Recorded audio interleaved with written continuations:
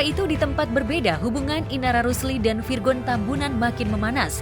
Jika sebelumnya Inara dan Virgon sepakat untuk berdamai, namun Inara kembali dibuat kecewa oleh ulah mantan suaminya.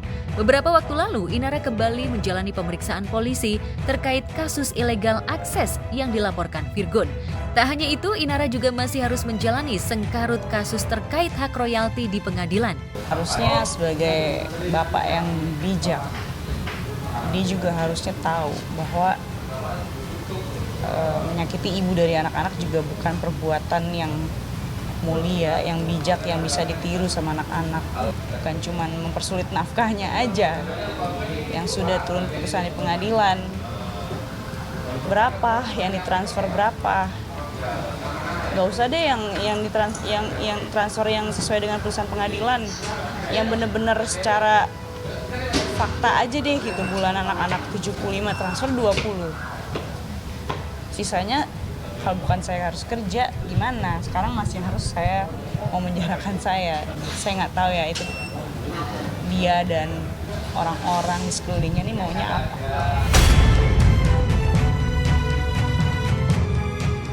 Kalau dibilang tadi ada tega atau tidak kan klien kami juga dilaporkan kan, ada juga lapor kan.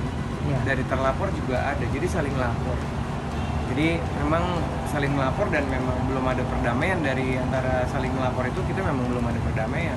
Tadi per hari ini saya sudah tanyakan kepada klien kami, intinya kasus tetap dilanjutkan sampai ke proses hukum ke pengadilan. Berarti pertemuan kemarin nggak menyangkut pautkan kuasa hukum atau seperti apa? Kami nggak tahu, karena kan juga di fotonya tidak ada sama sekali foto kita ya. Kita juga nggak tahu dalam proses pertemuan itu tidak melibatkan kami. Pertemuan apa? Cerita setelah waktu mereka bertemu. Tidak lebih menceritakan lebih dalam, tapi putusannya kepada kami bahwa dia ingin tetap melanjutkan proses hukum ini. Namun, meski akan dilaporkan mantan suaminya, Inara mencoba untuk move on sejenak dan tak ingin terlalu memikirkannya. Sebaliknya, Inara justru kini tengah bahagia lantaran dirinya sudah bisa memiliki rumah baru yang merupakan hasil kerja kerasnya selama ini. Udah waktunya aku untuk serah terima rumah. Nah, kemarin kan kita lihat-lihat ini ya tante ya, rumah contoh. Sekarang aku udah milih dan menentukan pilihan di sini. Jadi rumahnya 2 lantai. Iyalah pastinya untuk anak-anak, siapa lagi? Kalau aku mah gampang. Yang penting anak-anak bisa tetap deket jaraknya sama aku. Karena kan nanti insya Allah rencananya mau punya butik dekat sini, depan sini ada ruko gitu. Oh iya dong, harus ada kelihatan hasilnya gitu. Nanti kalau nggak kelihatan kiranya hoax. Anak-anak sih belum pernah aku ajak ke sini. Ini kan baru serah terima. Jadi setelah serah terima ini aku akan ngajak ke sini. Jadi biar mereka juga bisa lihat. Aku sebagai orang tua juga jadi nggak kepikiran terus gitu, anak-anak di rumah jauh banget kan kalau rumahku yang sana. Jadi bisa lebih dekat ke sini, mau ketemu anak-anak tinggal berapa menit dong langsung nyampe, 2 menit nyampe ya. Ya, Inara memang sudah lama bermimpi untuk memiliki rumah mewah dan akhirnya di tahun 2024, Inara berhasil mewujudkan mimpinya untuk bisa memiliki rumah baru. Setelah hampir 4 tahun mencari-cari rumah impiannya, kini Inara akhirnya berhasil menemukan rumah yang sesuai keinginannya, lengkap dengan furniture impian. Ya untuk punya properti sih aku rasa hampir semua orang ya punya impian untuk punya properti sendiri ya. Untuk luas tanah ini 65, ini ada 2 lantai, fasilitasnya ada 2 kamar tidur, 3 bedroom, 3 kamar tidur, cuman yang satu aku jadikan kayak ruang kerja gitu. Terus juga ada 2 kamar mandi, dan di belakang itu ada open air space juga. Jadi dan dapurnya ada 2 ya, jadi ada dapur bersih sama dapur kotor di bagian belakang. Kalau untuk mempertimbangkan punya properti selain dari rumah tinggal yang di sana di sebelumnya, aku udah dari jauh-jauh hari, udah dari lama juga pengen punya rumah gitu. Alhamdulillah udah full furnish, tinggal bawa baju. Rumah mewah Inara terdiri dari 2 lantai dan memiliki 3 kamar tidur. Namun Inara rupanya sudah memiliki rencana ingin merombak salah satu kamar untuk dijadikan ruang kerja, agar nantinya dirinya bisa bekerja dari rumah sambil mengawasi anak-anaknya.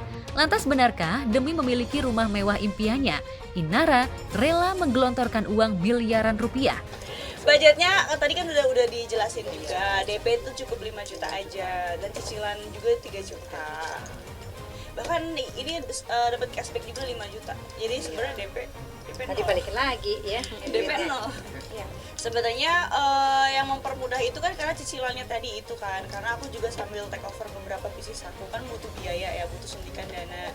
Jadi sistem cicilan itu benar-benar mempermudah aku. Bukan berarti uangnya nggak ada, uangnya ada. Cuman kan alangkah bijaknya kalau misalkan uang yang ada ini bisa kita puterin dulu untuk usaha yang lain. Nanti ketika uang itu berkembang kita bisa, mungkin kita mau lunasin setengahnya atau kita mau lunasin seperempat atau bahkan kita lunasin semuanya juga nggak masalah gitu. Kepada awak media, Inara juga memperlihatkan bagian demi bagian setiap sudut rumah baru yang akan ditinggalinya. Nah, karena ruangannya benar-benar terbatas, minimalis, jadi aku maksimalkan ranjangnya ini konsepnya bunker bed. Bagian bawah ini untuk anak-anak belajar dan bagian atas ini ranjang. Jadi benar-benar satu ruangan ini bisa maksimal fungsinya untuk anak belajar dan istirahat. Ini kamar utamanya. Nah, untuk konsepnya sendiri sengaja aku bikin compact desainnya karena kan ruangannya terbatas. Jadi gimana caranya ya supaya ruangan ini bisa tetap spaceful, aku bikin kayak gini. Jadi ranjangnya ini bisa masuk supaya bisa lebih orang lalu-lalang nunggu bersih ini juga lebih gampang kan. Ini living roomnya, terus ini dapur bersih.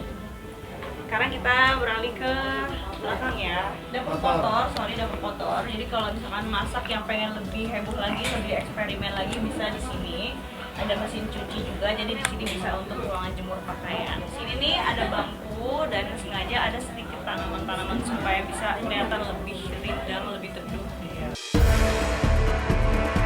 Selain memiliki rumah baru, Inara juga kini masih sibuk mengurusi beberapa bisnis yang tengah dijalaninya. Namun benarkah di balik banyak usaha yang digeluti dan dijalani, Inara masih mengalami kesulitan keuangan hingga butuh suntikan dana? Lantas benarkah bisnis Inara tengah diambang kebangkrutan? Bagaimana cara Inara membuat ekonominya stabil di tengah banyak kasus dengan mantan suami yang belum juga usai? Ya, karena aku juga punya bisnis juga kan, jadi pengen supaya bisnis aku juga ke depannya bisa lebih settle ya. Kalau bisa membisnis autopilot gitu, jadi nggak perlu harus selalu ada aku yang in charge di situ. Aku mau keluar dari ujung belahan dunia manapun udah bisa running. Sebenarnya sebenarnya bukan cuma aku sih, aku rasa hampir semua orang juga pasti akan diberikan ujian yang sama. Cuman mungkin kita beda-beda ya. Levelnya mungkin sama gitu, cuman di balik ujian yang Allah kasih itu pasti akan ada penghiburan dari Allah, mungkin dalam bentuk nggak cuma dalam bentuk uang atau materi, tapi juga mungkin bisa dalam bentuk saudara yang baik atau teman-teman yang soleh, teman-teman yang soleha. Itu kan juga suatu rezeki ya. Anak-anak yang pintar, anak-anak yang sehat, anak-anak yang soleh itu juga merupakan rezeki. Jadi menurut aku rezeki itu, penghiburan itu bentuknya bukan dulu uang dan materi sih. Jadi di balik ujian itu pasti selalu ada penghiburan lah dari Allah gitu. Jadi yang harus kita syukurin.